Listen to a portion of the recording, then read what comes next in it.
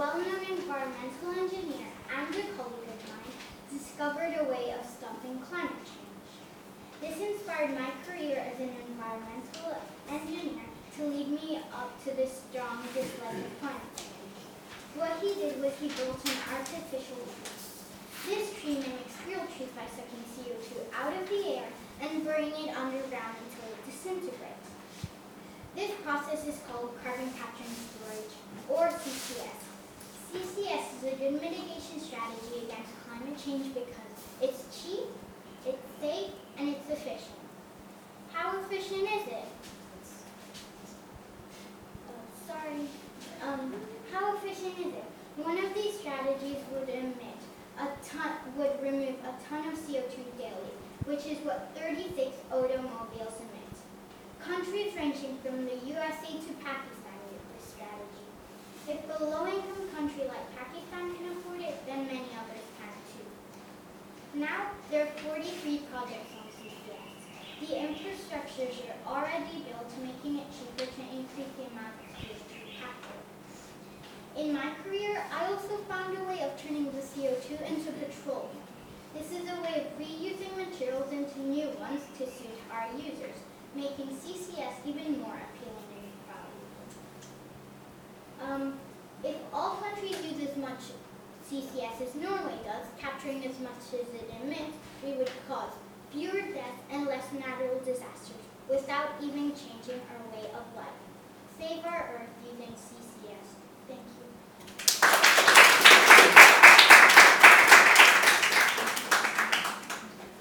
So now I'd like to invite Latin America's mitigation speaker.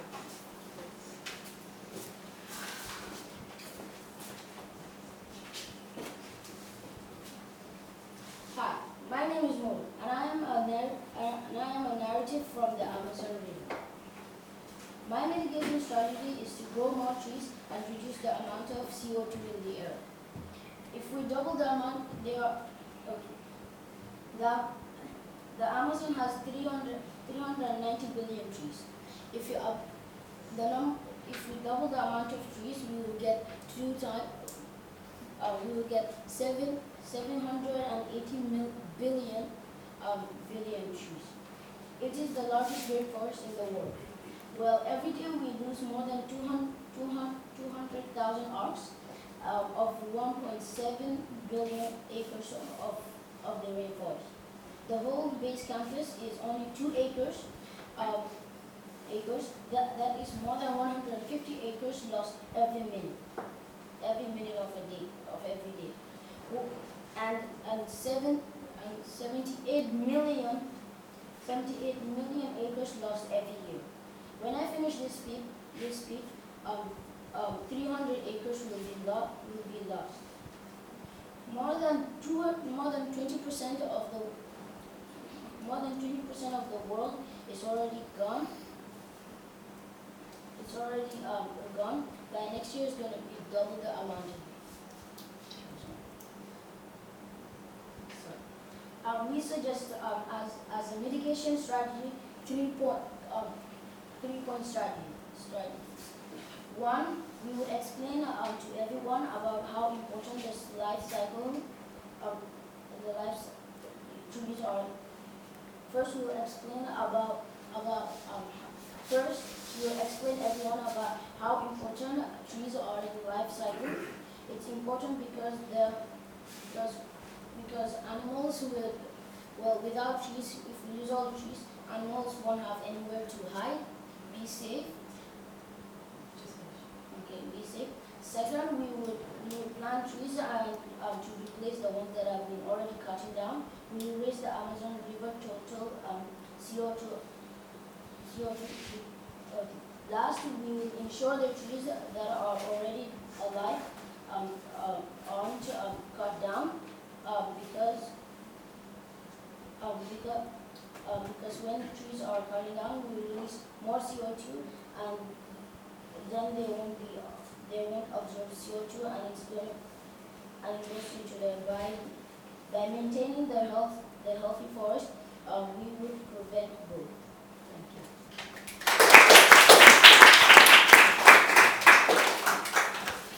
So now I'd like to invite the Arctic mitigation speaker.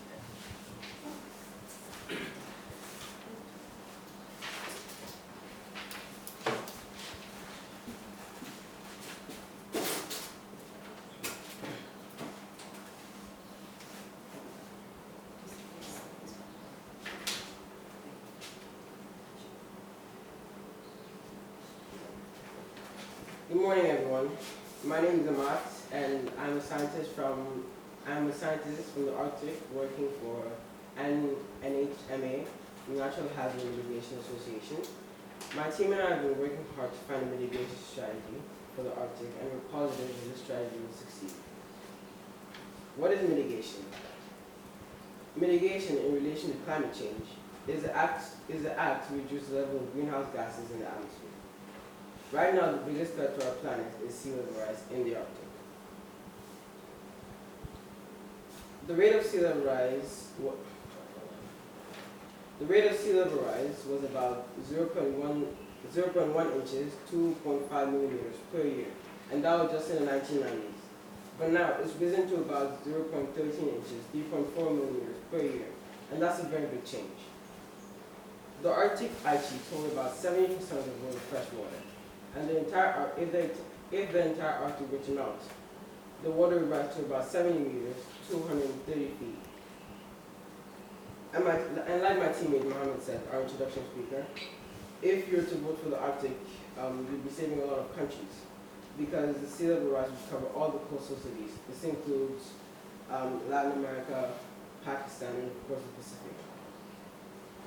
This is why our mitigation strategy is the most important to help save the planet from the effects of climate change. My team and I decided that in order to stop this, carbon taxes would be the best strategy. We all know that if we want to get something, we have to pay for it. I know everyone here wants a healthier planet, but in order to do that, we need carbon taxes, which will help reduce the amount of carbon being emitted into the air. If you want to live on a healthy and peaceful planet, we have to make a change and take action. To do that, we need to enforce some sort of tax, one that reduces the amount of carbon. This might be the only way you can dramatically decrease the amount of carbon. You can keep going. Some countries like Mexico already have them. They charge $3.50, and it's already helping the ecosystem. According to www.usgs.gov, in 2017, the U.S. emitted about 1.5 billion metric tons of carbon. If big developed countries like the U.S. decided to use carbon taxes, we'd be reducing carbon emissions greatly. With this, we can make the planet healthier immediately. Thank you.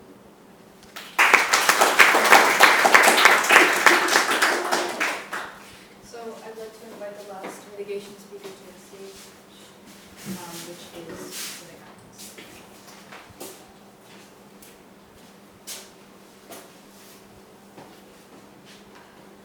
My name is William, and I live in the Pacific Islands. Before I begin, I would like to share some sobering facts. According to Forbes.com, 8 islands have already disappeared due to the rapid rate of sea level rise. The Pacific Islands are deeply in need of proper mitigation strategies to help them. The Pacific Islands suffer disproportionately from climate change, while only emitting less than 1% of the global greenhouse gases, much like Pakistan. As a civilian in the Pacific Islands, Fiji to be exact, I represent the views they hold in a non-biased form. Solar panels provide reusable energy for many homes anywhere on Earth. As Batiste said in the introduction, solar energy will help reuse energy, reduce greenhouse gases, and help millions of people. Our mitigation strategy is to immediately start building a solar energy grid. We already have some lower scale solar implementation, so it won't be hard to fully switch over. And if solar runs out for the day, electric generators will be powered by coconut biofuel produced on the islands. According to The Guardian, 2 islands are already completely run on solar panels, Fiji and Samoa. This clearly shows us that we can make a quick impact. And if we set 32 acres of land just for solar panels, we can power 1,000 homes, as the slide shows. Even at bays where the summit is being held, solar panels have been installed to run security cameras and lights. Actually, a former student of bays, you guys might remember LR, lives on the island of Samoa, which is starting to completely transfer over to solar energy. Her school is completely run on solar panels, and their school is raising awareness to make other schools run on solar too. Mitigation can be a hard thing to implement, especially in a place like the Pacific Islands. But our delegation is committed to building energy solutions for the next generation. Our mitigation strategy, solar energy, will reduce a lot of greenhouse gas emissions and save not only our islands from sinking, but glaciers from melting and extreme weather events from happening. Thank you. So now it's time for another minute of dialogue, and you can record your votes for mitigation speakers. 2 or 3 minutes, people.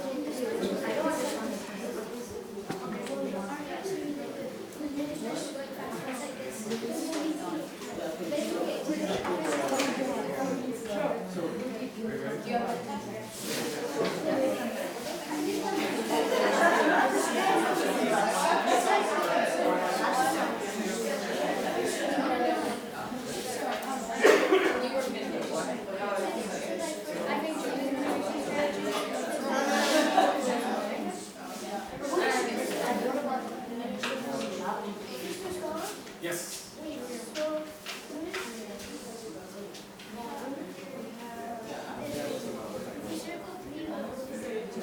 No. This is normally a regular disagreement. So which one do you want to decide? Like I said,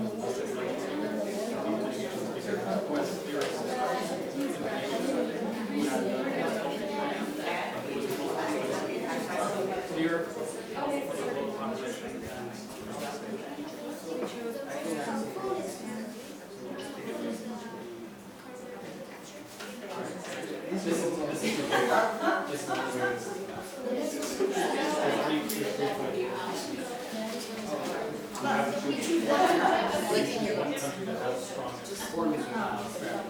but it's based on Yeah, for mitigation. if you're clear, what if there is multiple population, and then if there's what is common.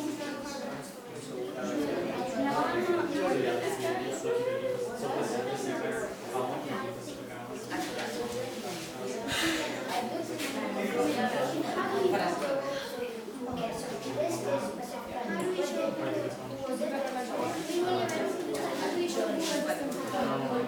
What do you mean?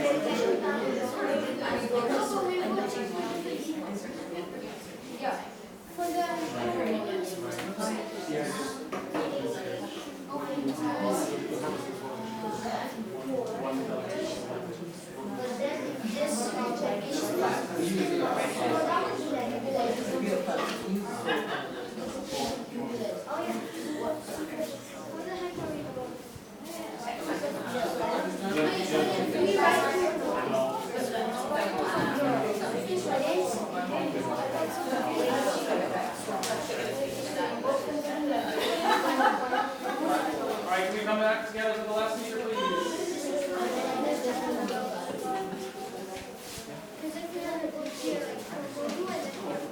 No, this is all Pakistani. This is all each column.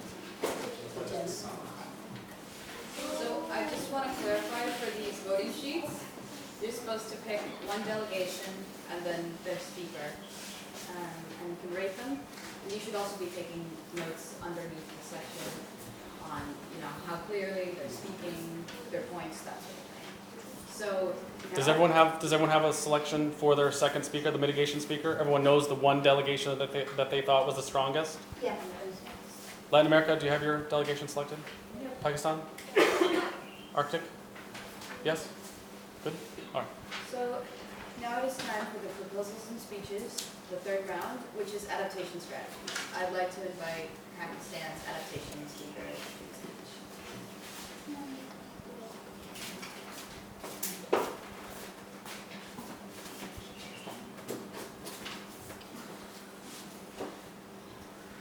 Imagine that you were in Pakistan and visited the Wakhan Corridor, nature refuge which is located partially in Afghanistan because it is so beautiful. Suddenly you feel the temperature rising and then the glaciers began to melt. Then guess what is going to happen? Over time the water continues to rise and then everything is floating around you. You start floating in the icy water for your debt. What will you do? Hi, my name is Vital, and I am a wheat farmer in Pakistan. I want to share an adaptation strategy which will help me and other farmers who rely on growing wheat on 9 million hectares of land to support the country. Climate change is happening, and to stop the effects of it, we can build a barrier on the English River. Water is something that we have technology to control. Many low-income countries use agriculture for their economy. If ocean acidification reaches the plants, they will kill in an instant. The same is true with the glacial melt from the mountains, flooding our fields. This will help stop the effects of climate change. We should make a barrier so the floods and droughts won't happen. We can also filter the water that goes through so the ocean acidification won't harm us. This is a good strategy because it will protect the people and their crops from being harmed. This is our delegation idea to stop the effects of climate change and aim to make a better future for us all and our future generations while we still have time. Thank you.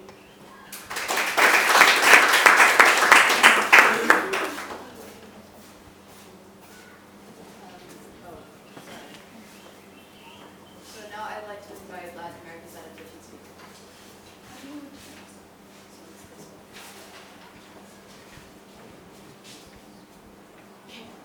Hi, I'm Ina, the Ministry of Education from Latin America.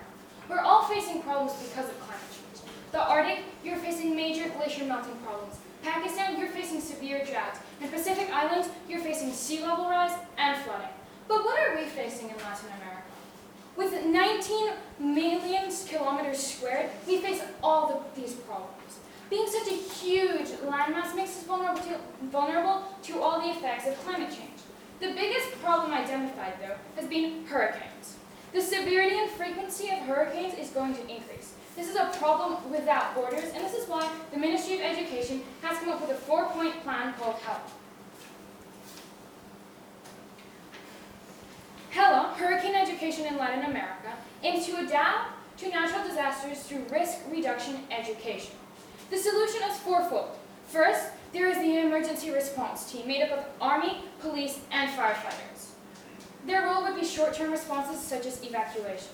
Then there's the medical response team made up of medical doctors, trained specially to deal with the health risks related to climate change. The government communication team would be in charge of informing the population about upcoming disasters.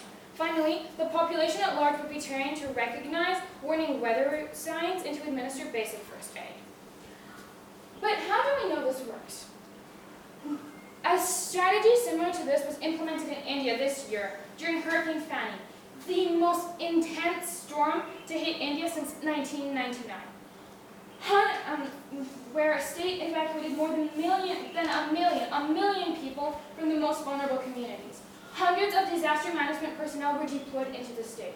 Doctors and other medical staff were told to defer any work leave until after the hurricane. There was only 3 deaths of the possible millions. We have evidence that this will work. Thank you.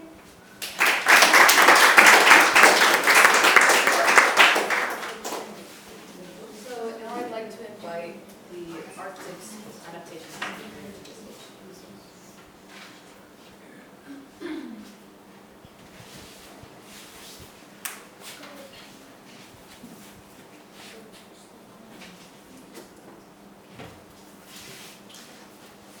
Hi, my name is Ralph, and I am an adaptation speaker for the Arctic League.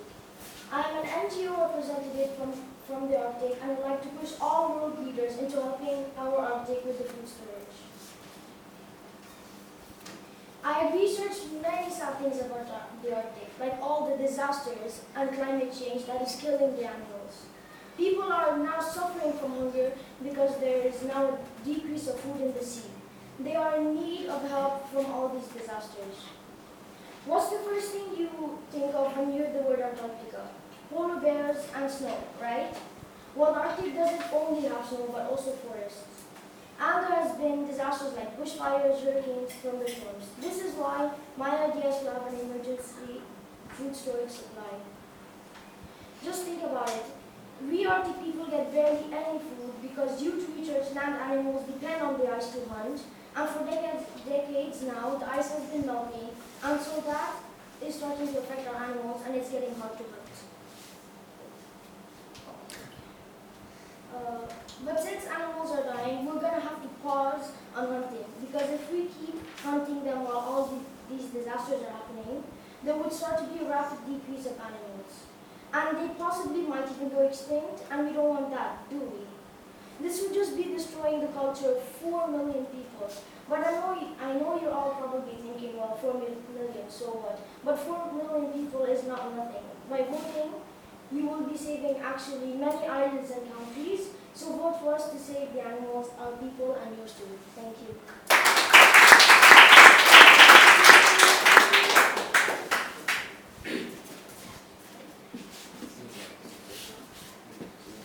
Save the Arctic! Now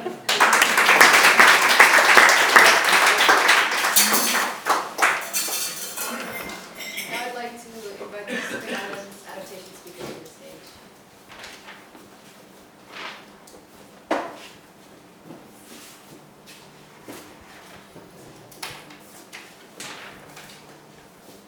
Hello everyone, my name is Jason and I am the Lord Mayor of Suva, the capital of Fiji.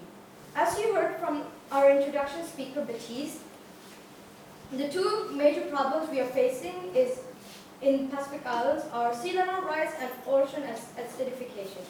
Our commitment to climate change is so strong. We have organized a march in downtown Suva. Sea level rise is something that has already happened. According to National Geographic average, sea level rises have risen by 3 inches in the last 25 years and 8 inches since 1880. That's a lot of water. In an IPCC report, more than 70% of households in Kiribati and Tuvalu and 35% in Nuaru said that they would have to leave their homes if sea level rise continues to rise. Unfortunately, only 25% of households across Kiribati, Nuaru, and Tuvalu believe that they will have enough money to migrate. Our adaptation strategy is to build floating houses, or also known as amphibious houses, to prevent any sea level rise from affecting the people who live in the coast of our island and our neighbors too.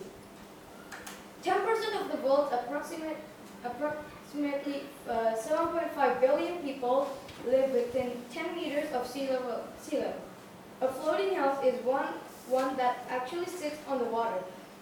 This is being used in the Netherlands, for example.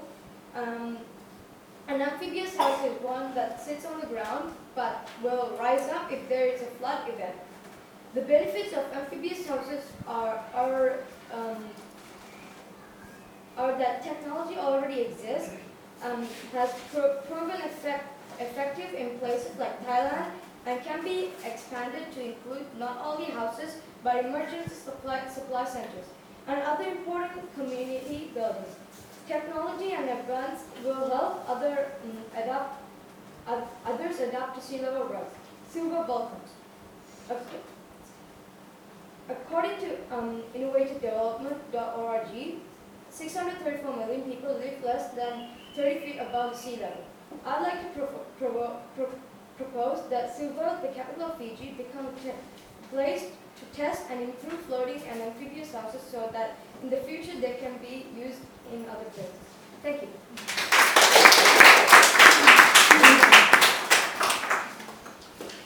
So now it's time for, the third vote to vote for your adaptation speaker and your chance to that last.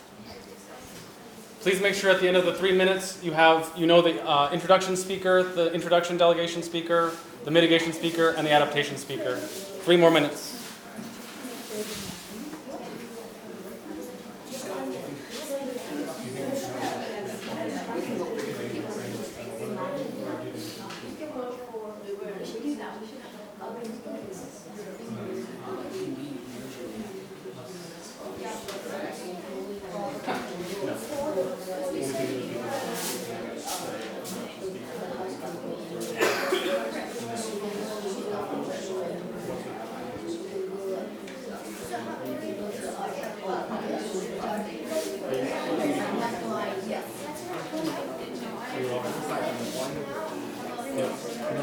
One delegation is introduction. It can be the same delegation or different.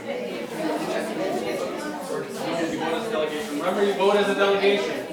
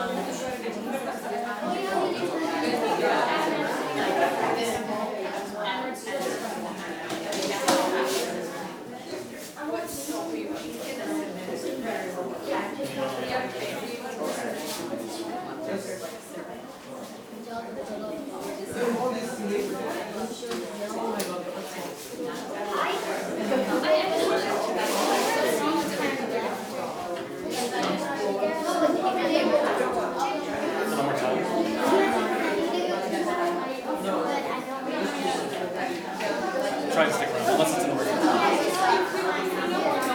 What do you have